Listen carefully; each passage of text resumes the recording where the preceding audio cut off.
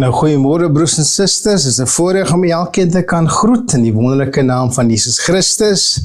En dit is vir my 'n groot voorreg om ook hier in hierdie geleentheid ooit te kan gebruik om die woord van die Here aan julle te kan deel. Nou kom ons bid 'n woordjie saam. Here, dankie vir u wonderlike voorreg wat ons het om hier te kan loof en te prys en te kan aanbid vir die wonderlike geleentheid wat ons het om saam rondom die woord te kan vergader. Ek wil bid, Heilige Gees, dat u sal beheer neem, dat u in beheer sal wees van alles, en dat u ook selfs vanmôre, Here, die woorde van my mond en die oordenking van my hart sal kom seën. En elke toehoorde dat u ook vir hulle sal kom seën. Here, gebruik u woord, praat met ons, geef vir ons harte wat ontvanklik is, en ore wat sal raak hoor. Ons bid dit in Jesus' naam. Amen. Nou vriende, ek wil graag vandag met u deel hier uit Johannes hoofstuk 20. Jezus verskyn aan Maria.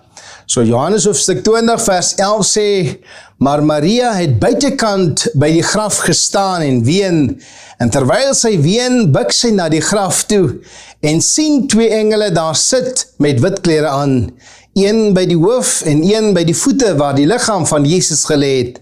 En hulle sê vir haar, vrou, waarom ween jy?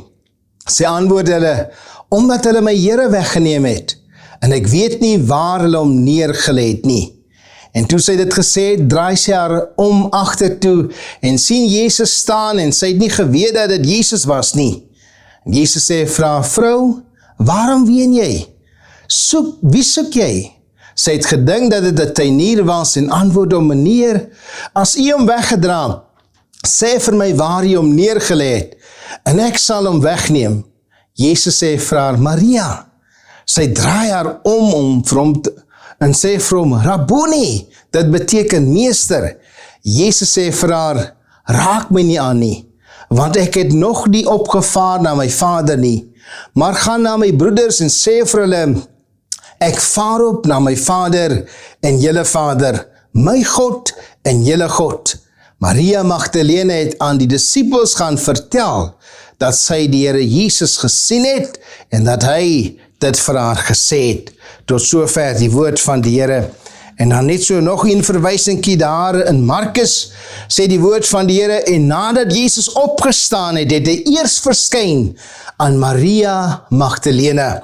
Nou, dis een van die grootste gebeure in die wêreld, is natuurlik hierdie kruisiging van Jesus Christus. En vriende, dis natuurlik waarvoor 'n mens, as 'n mens net kan indink, die grootste gebeure in die wêreld is toe die Seun van God, die Seun van die mens, aan die vloekdood of aan die kruis gesterf het, en na 3 ure van duisternis, met die laaste uitroep, wat hy kon sê, dit is volbring, en toe die aardbewing en duisternis, wat oor die aarde gekom het. Maar ek dink die grootste waterskeiding, was toe hierdie Jesus wat dood was, wie sy liggaam in linne toegedraai was, en wie begrawe was en in 'n graf neergelê was, uit die dood opgestaan het, uit die graf uitgebreek het, en aan sy eie mense verskyn het. En die Bybel sê heel eerste aan 'n vrou met die naam van Maria Magdalene. Nou vriende, ek vra altyd vir my die vraag, waarom dan Maria Magdalene? Hoekom nie aan sy disippels, soos Johannes en Petrus, vir wie Maria gaan vertel het, toe sy oplet, dat die grafsteen het weggerol het, en toe sy huis toe gegaan het, om vir hulle te vertel, en toe hulle kom ondersoek en stel, hoekom het Jesus nie aan hulle verskyn nie? Wat is die rede, dat Jesus eerst aan Maria Magdalene verskyn het? Wat het veroorsaak, dat sy die eerste prys gekry het? En hier is so 'n paar punte wat ek wil vanoggend net met u deel. Ek dink die een rede wat 'n mens eers by jouself kan sê, die rede hoekom Jesus eers aan Maria Magdalene verskyn het, is omdat sy was 'n verloste. Die Bybel sê vir ons is dat Jesus het 7 duiwels uit hierdie vrou uitgedryf. Met ander woorde, hierdie vrou, voordat sy Jesus ontmoet het, was sy verniel, was sy misbruik, en was sy onder hierdie juk van hierdie 7 duiwels, en het sy daaronder gelei. Maar toe sy Jesus ontmoet, sê die Bybel vir ons, toe het Jesus haar verlos. Hy het haar lief gekry, haar verlos, bevry van hierdie demone wat haar lewe al die tyd vernietig het. En dan die tweede gedagte na haar verlossing is omdat sy was 'n getroue volgeling. Die Bybel sê saam met ander vroue het sy Jesus gevolg oral waar hy gegaan het, en sy het hom met hulle besittings gedien. En vriende, sy was nie net 'n volgeling nie, sy was nie net 'n verloste nie, maar die Bybel sê vir ons, hierdie vrou was naby die kruis. Op Goeie Vrydag, toe Jesus daar aan die kruis gehang het, toe sy disippels heeltemal verward en heeltemal uit mekaar het gehardloop en gevlug het, was dit hierdie vrou wat naby die kruis gekom het. Sy het deurgebreek, deurgedruk deur die skare wat daar staan. Sy het nie omgegee of sy sou omkom nie, maar sy het naby die kruis van Jesus kom staan, langs sy moeder Maria en die ander Maria, sê die Bybel. Vreesloos, sy wou saam met haar meester omkom. 'n ander punt, 'n vierde punt wat ek hier wil noem, sy het seker gemaak waar hulle sy liggaam neergelê het. En nadat Jesus gesterf het, en hulle sy liggaam van die kruis afgeneem het, sy liggaam in doeke toegedraai, sê die Bybel vir ons, het hulle sy liggaam weggeneem en in 'n geleende graf gaan begrawe, maar Maria en die ander Maria het van 'n afstand af gesit en toe kyk waar hulle sy liggaam neergelê. Sy het nie net seker gemaak waar hy neergelê was of waar hy begrawe was, die vriende, maar daar die eerste dag van daardie week, sê die Bybel, op die 3de dag, was sy eerste by die graf, sê die Bybel. Vroeg, toe dit nog donker was, het sy by die graf aangekom. Met ander woorde, hierdie vrou was nie net verlos nie, sy was nie net 'n volgeling nie, sy het nie net naby die kruis van Jesus gestaan nie, maar sy het seker gemaak waar hy ook begrawe was, en sy het seker gemaak met die rede sodat sy daar kan wees, eerste by die graf. En toe sy sien dat die stene is weggerol, hardloop sy na die woning waar die disippels is, en die Bybel sê vir ons, sy gaan vertel, sy word die eerste om die boodskap te gaan vertel dat die grafsteen het weggerol.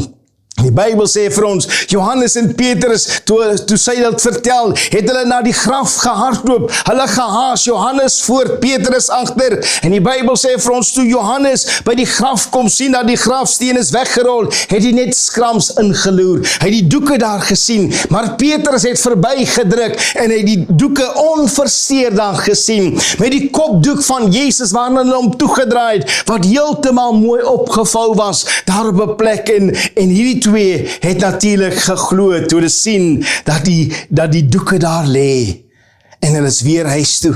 Maar Maria, sê die Bybel, het daar gebly. Sy wou Jesus sien. Terwyl Petrus en Johannes loop, het sy agtergebly, daar bly ween. En dan hierdie is die kosbaarste. Sy het eers gedink hy's 'n tuinier, sy het eers gedink hy's 'n vreemde man, maar sy word die heel eerste persoon wat hom lewendig sien en herken, toe hy vir haar by haar naam roep, toe hy vir haar sê, Maria, toe herken sy vir hom, en hy sê, raak my nog nie aan nie, want ek het nog nie opgevaar na my Vader nie. En kosbaar is dit nie om te weet dat Johannes het skrams ingeloer, Petrus het seker gemaak vir die doeke, maar hier kom Maria Magdalene, sy sê ek wil Jesus self sien. En sy het hom sy was die eerste wat hom lewendig herken het, lewendig gesien het. En wat 'n kosbare beeld van Jesus wat sy kon sien. Hy staan daar voor haar, sê die Bybel. Hy was lewendig, regop, triomfantlik, vorstelik staan hy daar. Ook sentraal in haar eie lewe, want sy ken hom as haar verlosser, sy ken hom as haar saligmaker, sy ken hom as die een wie sy gevolg het, haar meester. En die Bybel sê, Jesus self het aan Maria gestaan. En vriende, hy is oorwinnaar oor die graf. Hy het nie uitgekom soos wat Lazarus uitgekom, met die doeke om hom, waar Jesus gesê het, maak hom los, en laat hom gaan. Nee, Jesus kom uit die doeke, hy het die dood oorwin, sê die Bybel, die grafdoeke wat die Satan en sy trawante probeer het, om hom in die graf te hou en te bind. Hy het dit heeltemal verbreek, hy het die duisternis, hy het die dood oorwin, sê die Bybel vir ons. En hier word die vors van lewe en lig, hy het uitgebreek, en eens en vir altyd het hy alle duistere magte, oor alle duistere magte geseëvier, om so dat hy vir elkeen wat in hom glo, nie net vergewing van sondes kan kry nie, maar ook dat hy vir ons daai vrede kan gee oor die verskrikking van die dood. En liewe vriende, watter kosbaarheid is dit nie, om te weet dat Jesus self het aan Maria verskyn. En miskien vandag sal jy vir my sê, my jene, ek glo ook in Jesus. Ek glo ook dat hy opgesterf het in my plek. Hy het ook opgestaan en in my plek gesterf. Maar vriende, het jy hom al self ervaar? Het jy hom al self beleef? Het jy hom al self in jou lewe toegelaat? En nee, dit nie. Die 9de punt wat vir my uitstaan hierso, sy word ook die eerste en die enigste wat vir hom dadelik kon noem, 'n erenaam gee. Nie Rabbi nie, maar Rabboni, wat beteken meester. En sy word nie net die eerste vrou in die persoon wat vir hom 'n erenaam gee, wat Rabboni beteken, my groot meester nie, maar die Bybel sê ook vir ons, sy word die eerste vrou, die eerste persoon wat die evangelie uitdra. En sy gaan om die boodskap vir die disippels te bring. En die Bybel sê vir ons, sy gaan vertel vir hulle, ek het Jesus gesien, hy het opgestaan, hy lewe, ek het homself gesien en ervaar. En sy word die eerste draer van die evangelie, wat hierdie beeld, die werklikheid uitgedra het. En vriende, hierdie opstanding van Jesus het soveel paniek onder sy vyande veroorsaak, dat hulle selfs begin twyfel het, en selfs die disippels het begin twyfel. En die Bybel sê vir ons, hulle het 'n ander storie probeer spin, om te sê dat sy disippels het sy liggaam verwyder. Maar hierdie sterk en waar 'n boodskap wat hierdie vrou ervaar het, deurdat sy Jesus self gebeleef het, selfs die vriende, selfs die volgelinge aan wie Jesus verskyn het, hierdie sterk en ware boodskap dat hulle homself gesien het oorgespoel tot op vandag, sodat ons ook kan glo, al was ons nie daar nie. En vriende, hierdie twee groot gebeure maak 'n groot verskil in die kind van God se lewe. Die eerste plek wat gebeure is hierdie kruis. Die een plek waar elke sondaar kan kom kniel en gered word. En dan die tweede plek is die opstanding, die graf, waar ons natuurlik sekerheid kan kry dat ons Jesus, hy lewe, hy het opgestaan. En as iemand nou nog sê, ek glo dat hy ook vir my gesterf het. Dalk sê jy aanvaar dit, en jy dank God selfs daarvoor. Maar die vraag is, hoeveel van ons het ooit Jesus self al beleef, soos Maria Magdalena, wie Jesus inderdaad self en persoonlik ontmoet het. Jesus het selfs nader gekom na die Emmausganger. Hy self het aan die Emmausgangers verskyn, saam met hulle geloop op pad na Emmaus toe, daar met Kleopas en sy vriend, en die Bybel sê vir ons, hulle harte was brandende, sê hulle vir hom, want hulle het hom nie herken nie, en later van tyd herken hulle hom, toe hulle hom innooi by hulle woning, toe hy wou verder stap, gemaak het asof hy verder stap, toe nooi hulle hom in, en hy, as 'n eregas, kry hy self die geleentheid om die brood te breek. En die Bybel sê, terwyl hy die brood breek, herken hulle hom, en hy verdwyn in hulle midde. Hier Jesus self het aan die disippels verskyn, terwyl hulle in die boventrek was. En die Bybel sê, kosbare ding, hy het nie net self by Kleopas en sy vriend op pad na Emmaus aangesluit nie, hy het nie net aan die disippels self verskyn nie, maar die Bybel sê geleentheid waar hy meer as oor die 500 broeders verskyn het. En die vraag is, Hoeveel van ons het hom al self ervaar? Hoeveel van ons het hom al self beleef?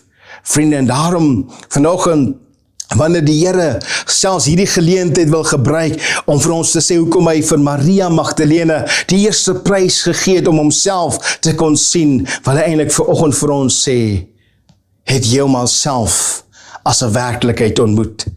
Ken jy hom, Jesus self? Praat hy met jou? Hy wil so graag met jou en met my praat oor sy liefde, wie 'n werklikheid is en wat hy wil vir ons doen en wat hy wil vir ons sê. Daarom sê die woord van die Here vir ons, my skape ken my stem en luister na my stem. Of het jy maar net een van daardie menigte samelopers geword, doodtevrede met hierdie lewelose, dooie vorm godsdiens? Nee, vriende, God wil vanoggend vir jou sê, kom na my toe, almal wat vermoeid en belas is. Kom beleef Jesus self. En nou vriende, word hierdie vrou, wat eens op 'n tyd 7 duiwels in haar lewe gehad het, word sy die eerste in alles. Sy word die eerste by die graf op die dag toe hy opgestaan het. Sy word die eerste wat Jesus self lewend gesien het. En sy word die eerste en die enigste wat vir hom kon noem Rabboni, wat beteken my grootmeester. En dan word sy die eerste draer van die blye boodskap, die evangelie, dat hy lewe, want sy het homself gesien. Vriende, hierdie vrou, met haar rein en toegewyde hart, kry die eerste prys. En Johannes 20 vers 18 sê, dis eintlik die laaste hoofstuk van hierdie vrou, Maria Magdalene, se lewe. Maar op hierdie hoogtepunt in haar lewe, terwyl sy nog besig was om te klim, was dit eintlik die beste tyd in haar lewe.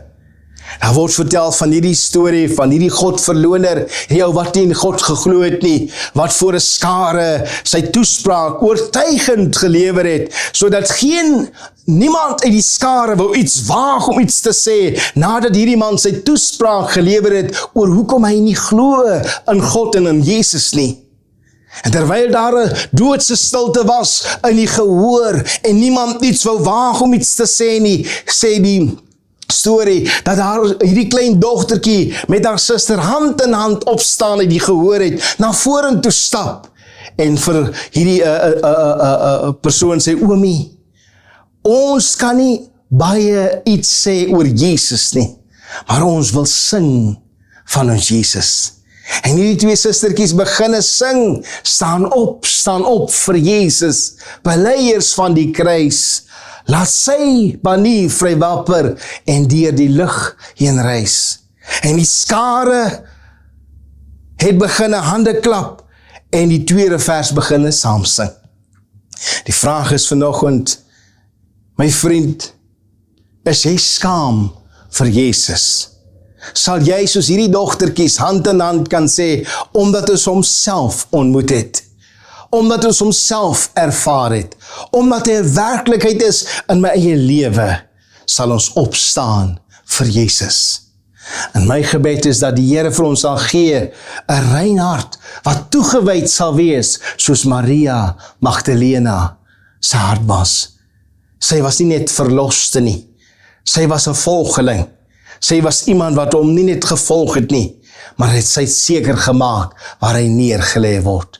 Vriende, as jy naby die kruis, weet jy van jou verlosser waar hy begrawe was? Ken jy hom in sy opstandingskrag?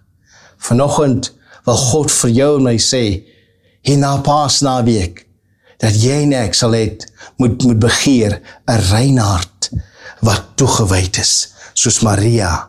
En dis my gebed, mag God ons gee 'n toegewyde hart, soos Maria Magdalene, wat vir die Here uitgestaan het. Amen. Kom ons bid saam. Here, baie dankie dat ons vanmôre 'n les kan kom leer hier by die lewe van Maria Magdalene. Ja, 'n vrou wat verlos was. En Here, baie keer is ons verlos, maar ons wil U nie volg nie. En Here, ek wil bid, gee my 'n toegewyde hart. Gee my toehoorders vanmôre, elkeen van ons 'n toegewyde, rein hart, wat U sal volg as ons, Here, U verlossingswerk beleef het, ervaar het. En my gebed is, Here, dat ons U sal volg, dat ons U nie sal skaam word vir U nie, dat ons vir U sal uitstaan waar ons beweeg. En Heilige Gees, wees U die naprediker van U woord. Besoek vir ons tog, Here, dat ons in hierdie dae toegewyd sal wees aan Jesus en aan Jesus alleen. Dat ons toegewyd sal wees aan die bediening waar U ons geplaas het. Toegewyd sal wees om U te volg waar U ons ook al sal lei. En my gebed is, Here, seën elke toehoorder, seën elke vriend en seën ons land ook in besonders. En word vanmôre verder verheerlik. Ons bid dit in Jesus naam. Amen.